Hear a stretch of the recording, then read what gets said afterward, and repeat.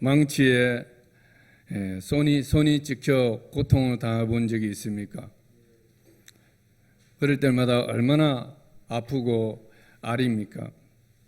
저는 지난 주중에 루마니아 출신의 원브란트 목사님의 그 실화를 배경으로 한 영화를 보았습니다. 그 제목이 그리스도를 위한 고난인데, 이 시대적 배경이 2차 세계대전 당시 루마니아가 소련 공산주의자들에게 정복을 당한 시기였습니다. 원브란트 목사님과 그 교회 성도들은 공산주의자들에게 인간이 견디기 어려운 가혹한 고문을 당하였습니다. 예수 믿는 자들을 부르라고, 그리고 예수를 믿지 말라고, 그것을 거부했기 때문에 그런 고문을 당했습니다. 그런데 1966년에 미국 의회에서 원브란트 목사님이 정언을 했습니다. 소련 공산주의자로부터 핍박당했던 그 사실들 정언을 했는데, 우통을 벗고 뒤로 돌아서 있는 모습을 사진으로 찍어서 올라와 있었는데, 보니까 고문당한 흔적이 육안으로 봐도 마치 그 인두, 그죠? 펄펄 끓는 그 활활 타오르는 그 숯불 속에 인두를 집어넣었다가, 삼각형 모양의 인두를 집어넣었다가 그 몸으로 찢은 듯한 그 옆구리, 뒷옆구리, 왼쪽 뒷옆구리가 그렇게 자국이 선명하게, 인두 자국이 선명하게 들어가는 것처럼 그 흔적이 있었어요. 제가 그냥 보는 것만 해도 너무 끔찍해서 이 몸이 떨리더라고요. 그는 그런 고문을 당하면서도 고문 당하는 자들을 저주하거나 그렇지 아니하고 예수님의 사랑으로 보답했습니다. 그들을 위해 오히려 기도했습니다. 많은 공산주의자 군인들과 교도관들이 이분들을 통해서 예수님께로 돌아왔습니다. 그 감옥 속에 있으면서도 그들에게 한 가지 소망이 사로잡혔다고 했는데, 그 소망이 무엇이냐면 바로 자신이 가진 최상의 것, 우리 주 예수님이 주시는 구원을 자신에게 고통을 준 그 사람들에게 전하고자 하는 소망이었습니다. 여러분, 놀랍지 않습니까? 어떻게 이런 사랑을 고백할 수 있고 그런 사랑을 할 수 있을까요? 어떻게 원수 같은 자를 용서하고 오히려 그들을 위해서 축복하고 기도할 수 있을까요? 그것은 인간으로서는 할 수 없는 일입니다. 우리 인간의 죄성은 조금만 내 몸에 불편함을 줘도 바로 공격하는 공격성이 있는 것이 우리의 죄성입니다. 왜 이것이 가능할까? 그것은 이분이 바로 십자가에 예수님의 사랑을 만났기 때문입니다. 아멘. 고통은 누구에게나 반가운 것이 아닙니다. 어린아이들 한 번만 꼬집으면 봐도 싫어합니다. 눈빛으로 느낍니다. 예수님께서도 십자가의 고난을 앞두고 그 고통을 피하고 싶어 했습니다. 왜 그렇습니까? 그 고통은 누구나 원하는 것이 아닙니다. 다 힘든 거예요. 그래서 누가복음 22장 42절에 보면 예수님께서 이런 기도를 드렸었어요. 십자가를 지시기 전에 이런 기도를 했습니다. 아버지여, 만일 아버지의 뜻이거든 이 잔을 내게서 옮기시옵소서. 그러나 내 원대로 마시옵고 아버지의 원대로 되기를 원하나이다. 이 기도를 3번이씩이나 간절하게 기도하셨어요. 그래서 성경은 땀방울이 핏방울처럼 흐르도록 간절히 기도하셨다고 말씀하고 있습니다. 예수님은 고난은 이루 말할 수가 없습니다. 그의 제자 가룟 유다에게 은 30냥에 팔렸습니다. 그의 제자들은 다 예수님을 부인하고 배신하였습니다. 로마 군인들은 예수님을 체포하여서 가시나무로 관을 엮어서 그 머리에 쿵 눌러 씌웠습니다. 여러분, 가시나무가 작은 것이 아닙니다. 가시나무 그 관을 씌웠다는 것은 눌러버리면 그 굵은 가시가 머리를 뚫고 들어갑니다. 그러면 어떻겠습니까? 그 머리에 피가 흘러내립니다.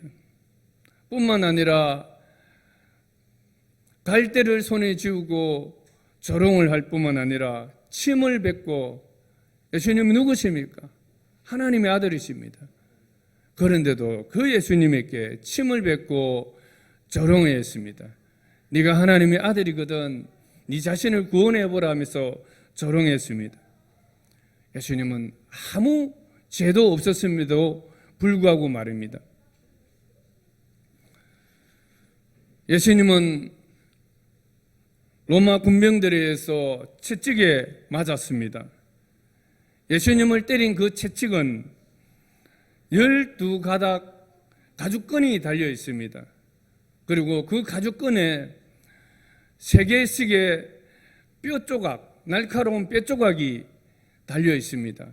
그리고 그 끝에는 정갈 모양의 그 뾰족한 날카로운 노쇠와 같은 것이 달려져 있습니다. 그래서 군인들이 한번 예수님의 몸에다가 채찍질하고 때리면 그 뼈조각과 36개의 뼈조각과 또 날카로운 쇠붙이가 살 안으로 파고 들어가는 거예요. 푹 박혔다가 당기면 그 살찜이 함께 찢어져 나오는 거예요. 여러분, 영화들 보시면 주님의 온 몸에 핏자국이 있는 것을 보았을 것입니다. 그리고 손으로 얼굴을 가격해서 눈이 터지고 온 몸이 부었습니다.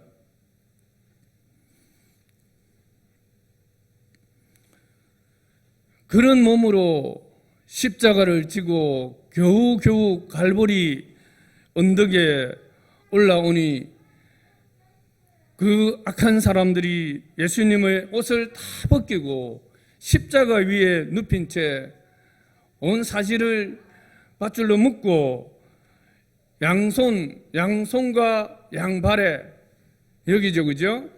예, 이 손목과 양발에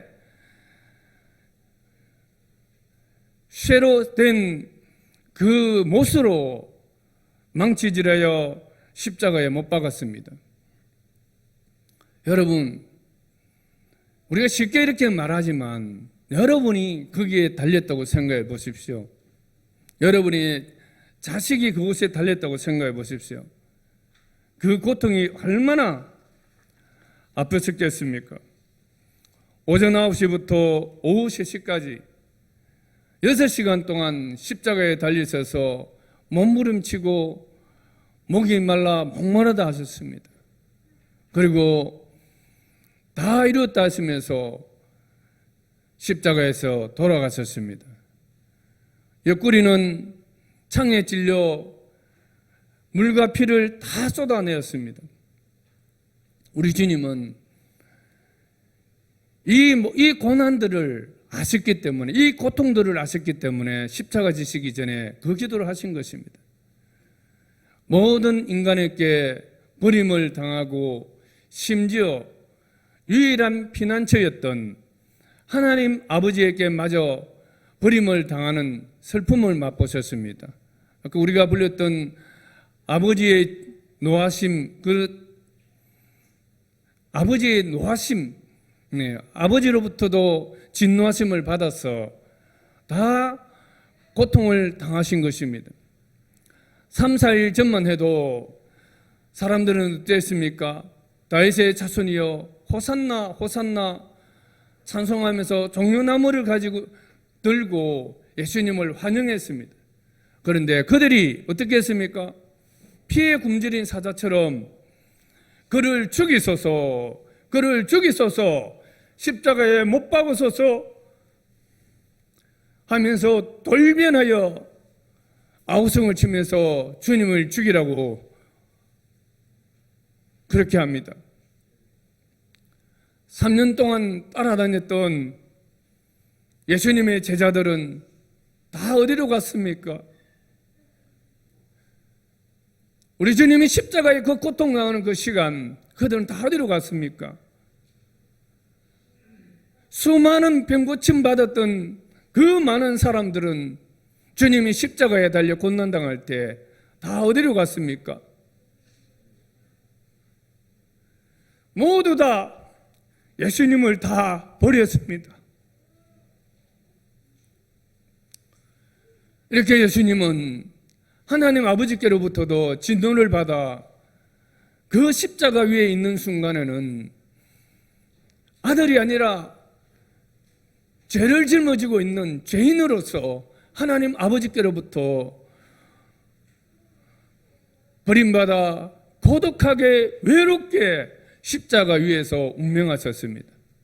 이 주님의 죽음을 자연이 동의하듯이 해조차 빛을 잃고 천지가 캄캄해지고 땅은 지진으로 진동하고 바위는 터져 잠자던 의인들의 무덤이 열리고 죽은 사람 살아나서 다시 살아났습니다.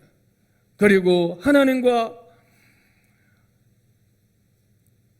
하나님의 임재를 가로막고 있던 성전 휘장은 위에서부터 아래로 사람의 손이 되지 않고서도 다 갈라졌습니다.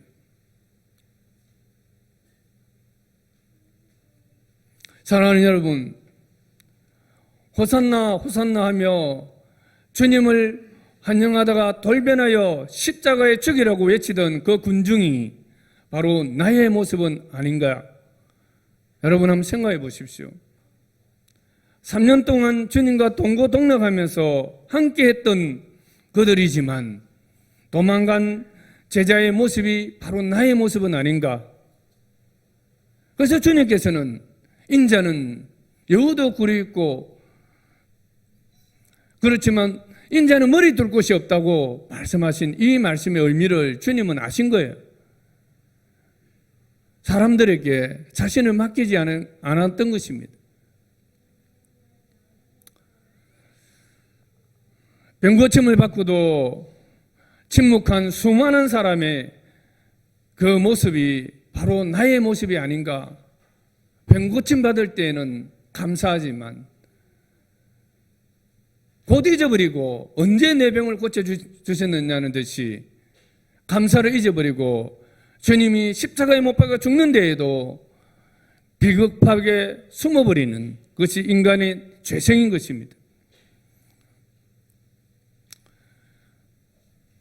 예수님의 십자가의 그 모진 고통은 바로 나 같은 죄인을 위하여 대신 죽으신 고난이심을 아시기 바랍니다.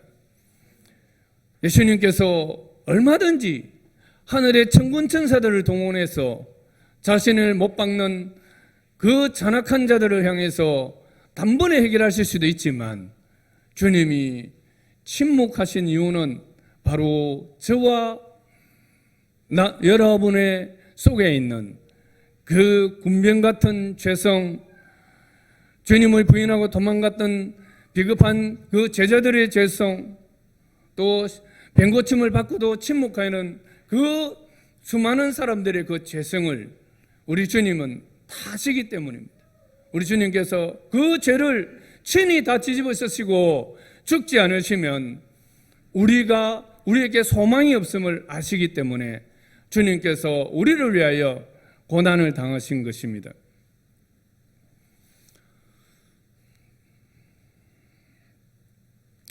우리 다시 한번 조금 전에 불렀던 찬양을 한 번 더 불러보도록 하겠습니다. 어린 양 예수.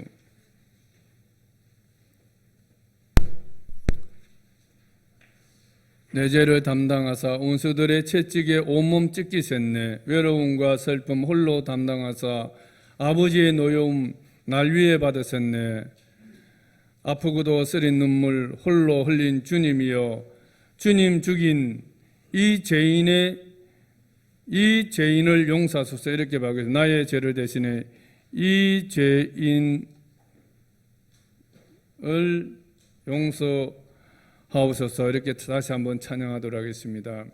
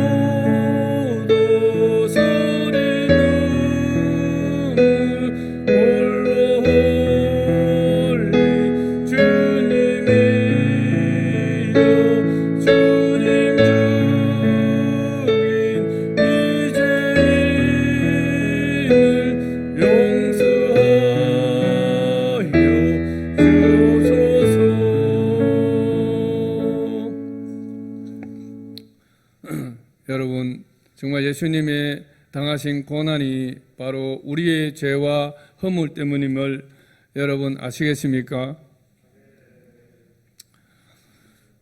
이사야 선지자는 예수님이 오시기 약 700~800년 전의 사람입니다. 그가 성령에 충만하여서 십자가에 달리실 예수님을 영으로 환상으로 보았습니다. 700~800년 전에 후에 일어날 일을 그는 하나님의 성령에 감동되어서 미리 보았습니다. 그것이 바로 이사야서 53장에 나오는 말씀입니다. 거기에 보면 그가 찔리면 우리의 허물 때문이요 그가 상함은 우리의 죄악 때문이라. 그가 누구예요? 예수님이에요. 예수님이 찔림은 저와 여러분 우리의 허물 때문이요 예수님이 상함은 채찍에 맞아 온 몸이 그렇게 상한 것은 저와 여러분 우리의 죄악 때문이라. 그가 징계를 받음으로 십자가형 자체가 최고의 형벌입니다. 그 당시에 가장 극형이 바로 십자가형이에요. 십자가에 달려서 오래오래 고통을 당하면서 죽게 하는 형벌이 바로 십자가형입니다. 본래는 예수님은 6시간 만에 돌아가셨지만 그러나 본래는 훨씬 더 오랜 고통을 느끼며 죽이는 것이 십자가형입니다. 그가 그러한 징계를 받음으로 우리는 평화를 누리고 우리가 채찍에 맞음으로 우리는 나음을 받았도다. 우리는 다 양 같아서 그릇 행하여 죄가 뭐냐면 그릇 행하는 것입니다. 각기 제 길로 가는 것입니다. 우리는 다 양 같아서 그릇 행하여 각기 제 길로 갔거늘 여호와께서는 우리 모두의 죄악을 그에게 담당시키셨도다. 이사야 선지자는 미리 보았던 것입니다. 예수님께서 이 땅에 오셔서 저와 여러분 우리 모두의 죄악을 다 담당하시기 위해서 친히 십자가형에 처해서 죽으실 것을 보았던 것입니다. 예수님은 자신 앞에 있는 그 십자가를 옮길 수 있으면 하나님 뜻이면 옮겨달라고 했지만 그러나 내 원대로 마옵시고 아버지 원대로 되기를 원하나이다며 그 십자가를 묵묵히 지셨습니다. 그리고 십자가에 달리서서 자신을 못 박은 자들을 향하여 위에서 물끄러미 바라보시면서 이렇게 기도하셨습니다. 아버지, 저들을 사하여 주옵소서. 자기들이 하는 것을 알지 못함이니이다. 한번 따라하겠습니다. 아버지, 저들을 사하여 주옵소서. 사한다는 것을 용서해달라는 말씀이죠. 그죠? 다시 한번 하겠습니다. 아버지, 저들을 용서하여 주옵소서. 자기들이 하는 것을 알지 못함이니이다. 예. 여러분, 부모들이 자식들을 키워보면 이런 마음들을 많이 가지잖아요. 예, 자식들이 지가 뭐 하고 있는지도 모르고 부모님 마음을 찢어놓는 그런 일들을 많이 하잖아요.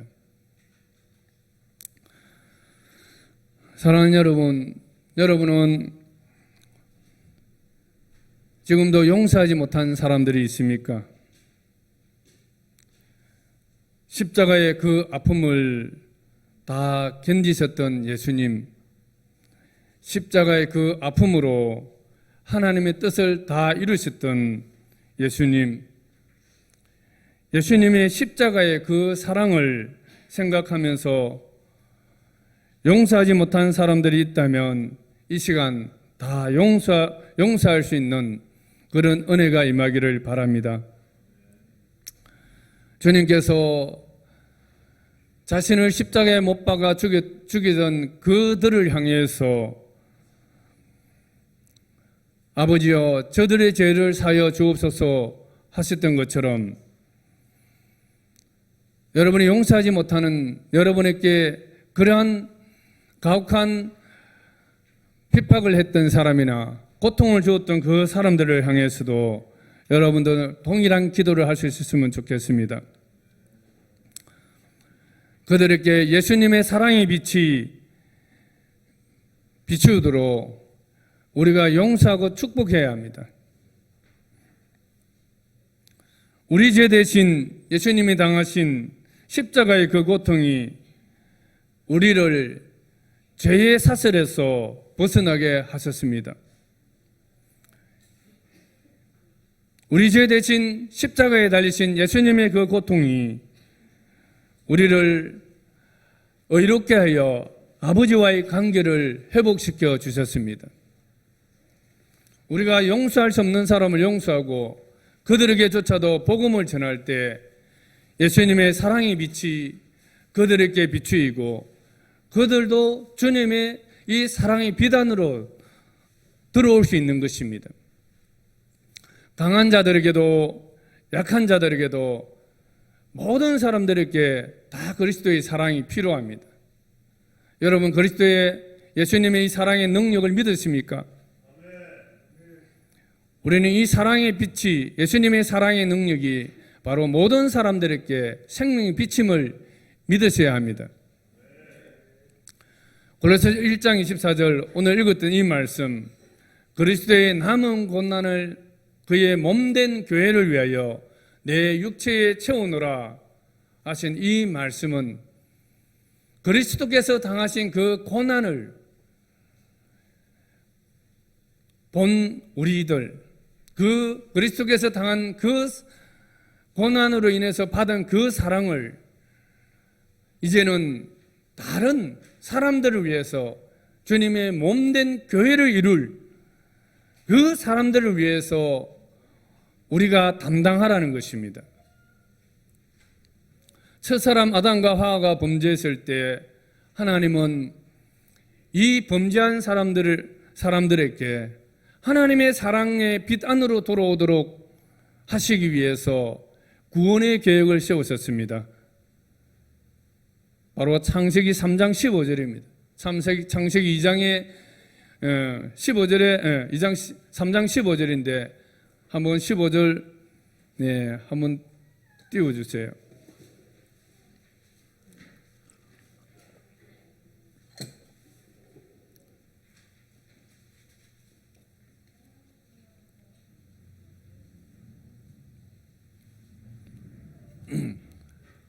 다 같이 읽겠습니다. 내가 너로 여자와 원수가 되게 하고 내 후손도 여자의 후손과 원수가 되게 하리니 여자의 후손은 내 머리를 상하게 할 것이요 너는 그의 발꿈치를 상하게 할 것이니라. 내가는 바로 하나님입니다. 하나님이 너로 하는 것은 사탄입니다. 사탄. 여기서는 실물적으로는 뱀이지만 사탄입니다. 하나님이 사탄에게 여자와 원수가 되게 한다, 그렇게 말하고 있습니다. 내 후손도 여자의 후손과 원수가 되게 한다. 그 여자의 후손은 누구예요? 예수님입니다. 예수님. 오늘 십자가를 지신 예수님입니다. 그래서 내 후손은 누구냐면 바로 예수님입니다. 내 후손은 바로 사단의 세력들이죠. 사단의 세력들도 여자의 후손과 원수가 되게 한다는 말씀드렸습니다. 그래서 여자의 후손은 바로 예수님인데 예수님께서 사단의 머리를 상하게 할 것이고 너는 예수님의 발꿈치를 상하게 할 것이다, 이렇게 말씀하고 있습니다.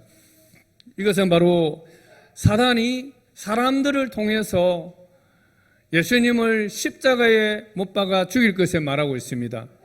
그러나 예수님이 십자가에 못 박혀 죽으신 것은 실패가 아니라 바로 사단의 머리를 친 것입니다. 사탄에게 치명적인 그러한 고통을 준 것입니다. 그래서 사단은 죄 없는 예수님을 십자가에 못 박음으로 자신이 살인자가 되어버린 것입니다.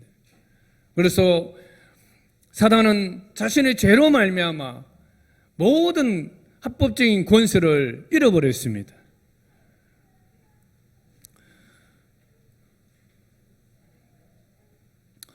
예수님은 아무 죄 없이 십자가에 죽으셨지만 죄 없는 분으로 다시 드러남으로써 부활하심으로써 자신이 죄가 없는 분임을 보여주시고 사단의 모든 거짓들을 바로 심판하신 것입니다. 그래서 우리 모든 죄를 우리 주님께서 다 해결해 주신 것입니다. 예수님이 십자가에 죽으실 것에 대해서는 구약 성경 곳곳에서 예언이 되어 있습니다. 출애굽기에 보면 유월절 절기가 있습니다. 유월절 절기는 그리스도께서 어린 양으로 십자가에 죽으심으로 죄와 고통에서 구원해 주실 것을 상징하고 있습니다. 이스라엘 백성들은 애굽의 종으로 속박을 받고 있었습니다. 이스라엘 백성들은 애굽으로부터 엄청난 노동으로 말미암아 고통을 당하고 있었습니다. 이때 하나님께서 모세를 보내셔서 모세를 애굽 왕 바로에게 보내가지고 내 백성을 보내라고 그렇게 말씀을 전합니다. 그러나 바로는 9번이나 내 백성을 보내라고 찾아간 그 모세에게 거절을 합니다. 그래서 그때마다 하나님께서는 재앙으로 바로에게 심판을 하셨습니다. 출애굽기 12장 12절에서 14절까지 우리가 한번 찾아보면 여기 이 말씀이 잘 나와 있습니다. 그래서 마지막에 9번 동안 완고하게 고집을 피우며 거절하자 하나님께서는 마지막 10번째 재앙을 내리겠다고 말하고 있습니다. 그 10번째 재앙이 뭐냐면 출애굽기 12장 12절 14절이 있습니다. 우리 같이 한번 보겠습니다. 같이 읽겠습니다. 시작. 내가 그 밤에 애굽 땅에 두루 다니며 사람이나 짐승을 막론하고 애굽 땅에 있는 모든 처음 난 것을 다 치고 애굽의 모든 신을 내가 심판하리라. 나는 여호와라. 내가 애굽 땅을 칠 때에 그 피가 너희가 사는 집에 있어서 너희를 위하여 표적이 될지라. 내가 피를 볼 때에 너희를 넘어가려니 재앙이 너희에게 내려 멸하지 아니하리라. 너는 이날을 기념하여 여호와의 절기를 삼아 영원한 규례로 대대로 지킬지니라. 아멘. 마지막 재앙은 하나님께서 애굽에 있는 모든 사람, 왕으로부터 노숙인까지 모든 사람의 장자를 다 죽이겠다는 것입니다. 그리고 그뿐만 아니라 짐승들의 처음 태어난 것까지도 다 죽이겠다는 것입니다. 그러나 한 가지, 그 집에 어린 양을 잡아서 문인방, 그죠? 이게 문으로 보면 여기가 인방이겠죠, 그죠? 문인방과 설주, 여기 문설주입니다. 이렇게 양의 피를 발라 놓은 집을 보면 죽음의 사자가 그 집에 와서 재앙을 내리지 않고 그 집을 넘어간다. 재앙이 넘어간다는 뜻입니다. 그래서 그게 유월절입니다. 그렇게 하시겠다고 하나님이 약속을 주셨습니다. 많은 애국 사람들이 이러한 하나님의 말씀을 무시하고 그들은 문설주와 인방에 어린 양의 피를 바르지 않았었습니다. 그러나 이스라엘 사람들은, 고센 땅에 사던 이스라엘 사람들은 그 말씀대로 양을 죽여서 그 피로 각자 자기 집집마다 그 피를 발랐습니다. 결과는 어떻게 되었을까요? 출애굽기 12장 30절에 보면 그 밤에 바로와 그 모든 신하와 모든 애굽 사람이 일어나고 애굽에 큰 부르짖음이 있었으니 이는 그 날에 죽임을 당하지 않은 집이 하나도 없었습니다. 온 애굽 땅에 집집마다 초상집이 되었다는 것입니다. 누가 하신 것입니까? 하나님, 약속대로 이루어진 것입니다. 그러나 이스라엘 사람들이 사는 땅 고센 지방은 죽음의 곡소리가 하나도 나지 않았었습니다. 바로 어린 양의 피가 있었기 때문에, 어린 양의 피, 바로 십자가에 달리실 예수 그리스도의 그 피를 상징하는 어린 양의 피를 믿고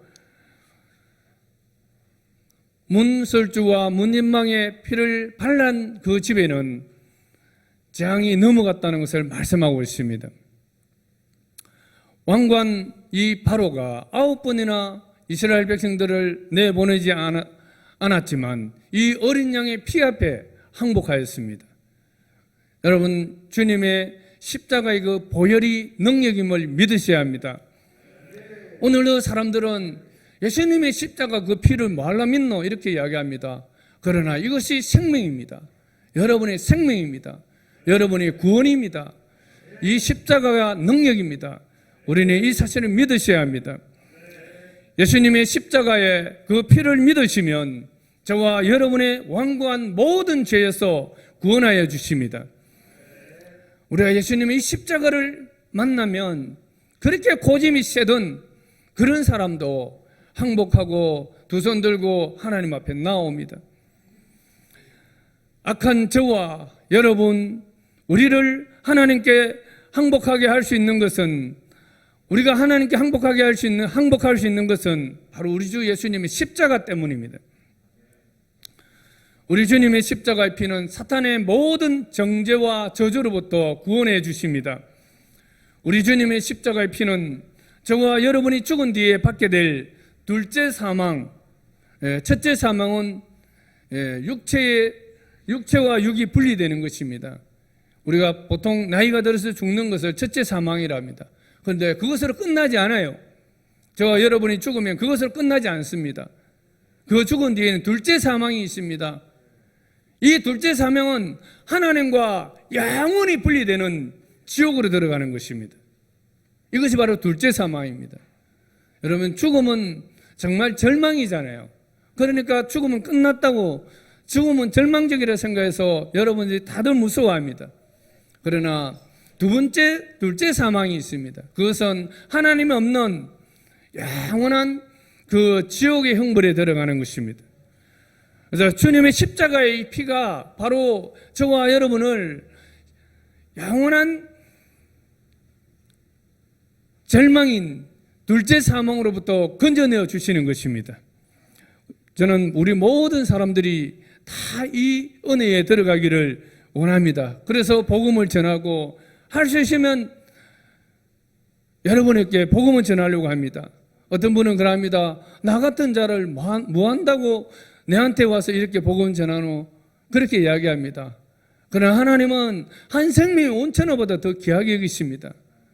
나이가 들었든 젊었든 인간은 나이 된 사람들을 사람 취급을 안 하고 오히려 애완견이나 그런 것들을 보다도 못하게 취급할 때가 많습니다. 그러나 하나님은 정말 모든 사람을 동일하게 보배롭게 여기십니다. 소중하게 여기십니다. 그래서 한 사람도 하나님과 영원히 분리된 지옥의 형벌에 들어가는 것을 원치 않았습니다. 요한복음 5장 24절에 보면 내가 진실로 진실로 너희에게 이르노니 내 말을 듣고 또 나 보내신 이를 믿는 자는 영생을 얻었고 심판에 이르지 아니하나니 사망에서 생명으로 옮겨느니라. 예수님의 십자가의 그 피가 바로 하나님이 나를 사랑한 증거입니다. 하나님께서 그 사랑으로 나를 찾아오십니다. 찾아오시는데 하나님이 꿈으로 찾아오십니까? 하나님은 영이십니다. 여러분이 찾아오셔도 못 봐요. 오늘 이곳에도 주님께서 함께 와 계십니다. 여러분, 그런 눈이 열려야 돼요. 주님이 이곳에 함께 계십니다. 주님이 우리를 찾아오셨습니다. 주님은 영이시기 때문에 우리가 볼 수가 없습니다. 그래서 하나님께서는 목사인 저를 통해서 오늘 이 말씀을 여러분에게 주시는 것입니다. 여러분의 이곳에 부르시고 여러분에게 이 십자가의 사랑을 여러분에게 증거하고 있는 것입니다. 그래서 이 말씀을 듣고 여러분이 아멘하고 진실로 예수님을 믿겠습니다 하고 받아들인다면 여러분은 영생을 얻었고 또 지옥의 그 심판에 이르지 아니하고 이미 사망에서 생명으로 옮긴 존재가 되는 것입니다. 모든 우리 오늘 이곳에 있는 여러분들이 다 예수님의 그 십자가를 믿고 구원을 받아서 하나님의 그 사랑에 들어가기를 간절히 축복합니다. 찬송가 265장 주 십자가를 지심으로 우리 1절 같이 한번 불러보겠습니다.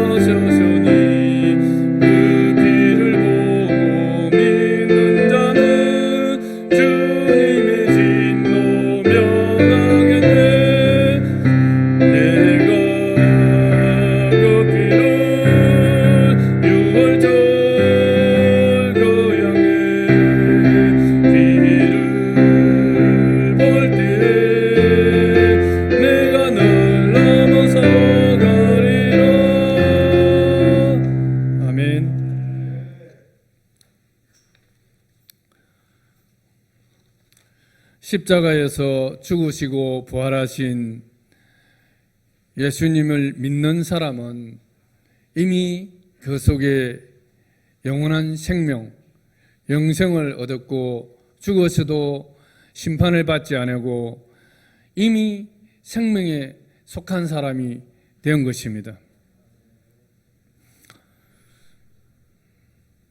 하나님의 사랑은 생명의 빛입니다. 빛은 사랑받을 자격이 있는 사람에게만 비치지요? 맞습니까? 아닙니다. 여러분, 햇빛은 사랑받을 자격이 없는 자에게도 비칩니다. 선인과 악인 모두에게 다 비추는 것 같이 하나님의 사랑은 빛이라고 말씀드렸습니다.